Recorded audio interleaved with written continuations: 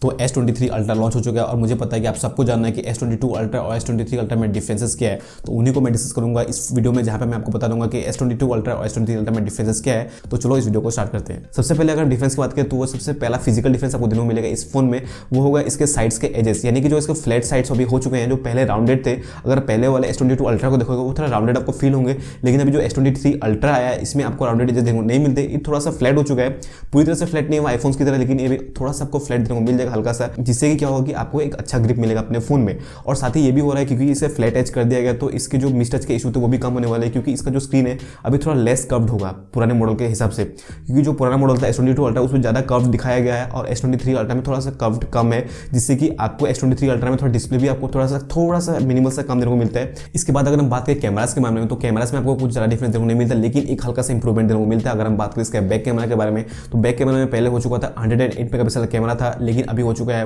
200 megapixel का camera, जो कि एक बहुत ही वास्ट डिफरेंस है अगर हम बात करें कैमरास के मामले में। और जैसे कि आपको पता है कि अगर हम कैमरास की बात करें तो इसमें जब हाई मेगापिक्सल का काउंट होता है तो उसमें होता है पिक्सल बिनिंग, और पिक्सल बिनिंग अगर हम बात करें जो S22 अल्ट्रा है उसमें 9:1 पिक्सल बिनिंग होता है, जो कि आपको अच्छी क्वालिटी मिल जाती है। लेकिन अभी जो S23 अल्ट्रा है इसमें आपको मिल जाएगा 16:1 पिक्सल बिनिंग, जो कि आपको हाई क्लैरिटी देखने को मिलेगा और बहुत ज़्यादा डिटेल देखने को मिलेगा अगर हम बात करें S23 अल्ट्रा में, अगर हम कंपेयर करें S22 अल्ट्रा से। उसके बाद अगर हम बात करें इसके बाकी कैमरास के बारे में, तो बाकी कैमरास उतना ज़्यादा इंप्रूवमेंट नहीं है, क्योंकि बाकी कैमरास बिल्कुल भी सेम है। जैसे कि अगर हम बात करें इसको टेलीफोटो कैमरा 10 मेगापिक्सल का था, अभी वो 10 मेगापिक्सल का कैमरा है। इसका पेरिस्कोप 10 मेगापिक्सल का था, अभी भी 10 मेगापिक्सल का ही है। और इसका अल्ट्रा वाइड भी 12 मेगापिक्सल का था, अभी भी 12 मेगापिक्सल का ही है। इसमें कुछ ज़्यादा डिफरेंस देखने को नहीं मिलता, लेकिन अभी कहा जा रहा है कि जो इसका 12 मेगापिक्सल का अल्ट्रा वाइड कैमरा ये बहुत ही ज़्यादा इंप्रूवमेंट के साथ आया है और ये आईफोन को आराम से बीट कर सकता है अगर हम बात करें अल्ट्रा वाइड के मामले में। उसके बाद अगर हम बात करें सेल्फी कैमरा के बारे में, तो सेल्फी कैमरा में कोई इंप्रूवमेंट तो नहीं, लेकिन आपको डिक्रीमेंट जरूर देखने को मिलेगा इस फोन में, क्योंकि S23 अल्ट्रा में मिलता है आपको 12 मेगापिक्सल का सेल्फी कैमरा, जो कि आपको S22 अल्ट्रा में मिलता था 40 मेगापिक्सल का कैमरा।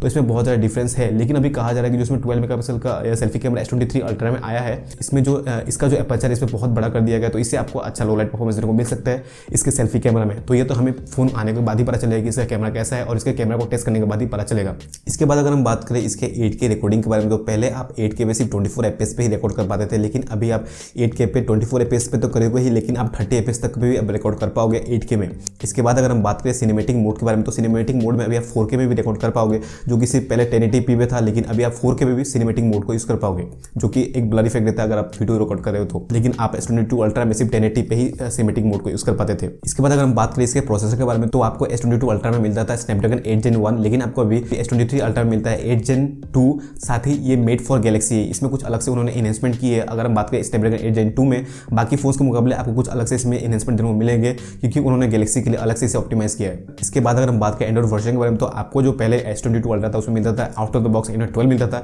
जो कि 4 ईयर्स का अपडेट का साथ आता था, तो आप उसे एंड्रॉइड 16 तक अपडेट कर पाते थे। लेकिन अभी S23 अल्ट्रा में आपको मिलता है एंड्रॉइड 13, और साथ ही आपको मिलता है 4 ईयर्स का अपडेट, मेजर अपडेट मिलेगा, जिसके बाद आप एंड्रॉइड 17 तक आप इसे अपडेट कर पाओगे, जो कि एक लॉन्ग टर्म यूज के लिए बहुत ही अच्छा होगा अगर आप कंपेरेटिवली S22 अल्ट्रा के मुकाबले S23 को देखते हो तो। इसके बाद अगर हम बात करें इसके डिस्प्ले के बारे में, तो डिस्प्ले में आपको कुछ ज़्यादा चेंज देखने को नहीं मिलता, दोनों में ही आपको 6.8 इंच का डिस्प्ले देखने को मिलता है। लेकिन अगर आप डिटेल में जाओगे तो आपको हल्का सा एक डिफरेंस मिलेगा, जो कि होगा S22 अल्ट्रा में आपको थोड़ा सा डिस्प्ले बड़ा देखने को मिलेगा, क्योंकि S22 अल्ट्रा में मिलता है आपको 114.7 सेंटीमीटर स्क्वायर का आपको डिस्प्ले मिलता है, जबकि S23 अल्ट्रा में मिलता है आपको 114.3 सेंटीमीटर स्क्वायर। तो इसमें हल्का सा डिफरेंस इसीलिए क्योंकि अभी जो फोन आया है S23 अल्ट्रा, इसमें आपको कर्व्ड एजेस देखने को नहीं मिलते, और इसलिए आपको थोड़ा डिस्प्ले कम देखने को मिलता है S22 अल्ट्रा के मुकाबले। लेकिन ये बहुत ही मिनिमल है, ये आपको नोटिस भी नहीं होगा अगर आप फोन को यूज करोगे तो ये कुछ उतना डिसाइडिंग फैक्टर नहीं है कि आपको दोनों फोन्स में क्या लेना चाहिए। इसके बाद अगर हम बात करें इसके डिस्प्ले प्रोटेक्शन या फिर बॉडी प्रोटेक्शन के बारे में, तो आपको S22 अल्ट्रा मिलता था गोरिल्ला ग्लास विक्टस प्लस मिलता था, लेकिन अभी आपको मिलता है गोरिल्ला ग्लास विक्टस 2 मिलता है आपको S23 अल्ट्रा में, जो कि एक अच्छा खासा आपको प्रोटेक्शन देने को मिल जाता है। इसके बाद अगर हम बात करें इसके GPU के मॉडल के बारे में, तो आपको S22 अल्ट्रा मिलता था Adreno 730, लेकिन अभी S23 अल्ट्रा मिलता है आपको Adreno 740, तो आपको हल्का सा इंप्रूवमेंट देखने को मिलता है अगर हम बात करें GPU के मामले में। इसके बाद अगर हम बात करें इन दोनों फोन्स के सॉफ्टवेयर के बारे में, तो आपको S23 अल्ट्रा में आउट ऑफ द बॉक्स मिल जाएगा One UI 5.1, लेकिन आपको S22 अल्ट्रा में जो अभी करंटली चल रहा है वो है One UI 5। लेकिन अभी कहा जा रहा है कि S22 अल्ट्रा में भी हमें 1 महीने के अंदर One UI 5.1 का अपडेट देखने को मिल जाएगा, तो ये कुछ ज़्यादा डिसाइडिंग फैक्टर नहीं है, दोनों में आप कंपेयर कर सकते हो कि दोनों में One UI 5.1 ही चल रहा है। इसके बाद अगर हम बात करें दोनों के बैटरी और चार्जिंग स्पीड्स के बारे में, तो उन दोनों में आपको कुछ भी डिफरेंस देखने को नहीं मिलता, दोनों ही फोन्स में आपको 5000 mAh की लिथियम आयन की बैटरी देने को मिल जाती है। और अगर हम बात करें फास्ट चार्जिंग की, तो दोनों में ही आपको 45 वॉट की फास्ट चार्जिंग देने को मिलती है। और अगर हम बात करें वायरलेस चार्जिंग की, तो आपको मिल जाता है 15 वॉट की फास्ट वायरलेस चार्जिंग का सपोर्ट मिल जाता है। और इसमें आपको रिवर्स वाले चार्जिंग दोनों फोन्स में ही मिलता है, जो कि है 4.5 वॉट्स का आपको रिवर्स वाला चार्जिंग मिल जाता है दोनों ही फोन्स में। इसके बाद अगर हम बात करें इन दोनों फोन्स के कलर वेरिएंट्स के बारे में, तो आपको S22 अल्ट्रा में मिल जाता है, Phantom black, burgundy, Phantom white और ग्रीन देखने को मिल जाता है। लेकिन अभी जो S23 अल्ट्रा लॉन्च हुआ है इसमें आपको मिल जाता है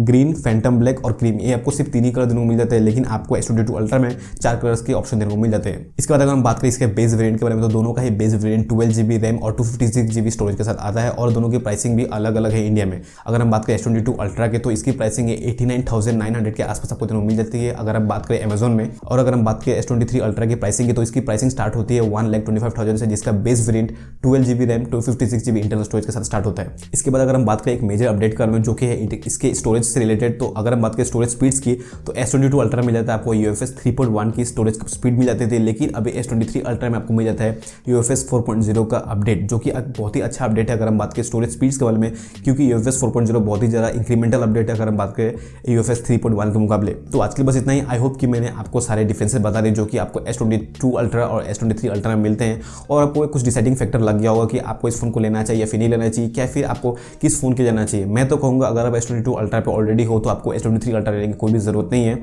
आप रुक लो, पहले आप कैमरा के इसके कंपैरिजन देख लेना, फिर उसके बाद आप डिसाइड कर सकते हो। लेकिन मुझे जो लगता है, मेरा ओपिनियन जो लगता है, मुझे लगता है S22 अल्ट्रा जिसके पास है उसे 23 में अपडेट करने की कोई भी जरूरत नहीं है। तो आज के लिए बस इतना ही। आई होप आपको ये वीडियो अच्छा लगा होगा, और अगर ये वीडियो अच्छा हो तो प्लीज़ वीडियो को लाइक कर देना और चैनल को भी सब्सक्राइब कर देना, जिससे कि मैं आपके लिए ऐसे वीडियोस लाता रहूँगा। तो मिलते हैं नेक्स्ट वीडियो में।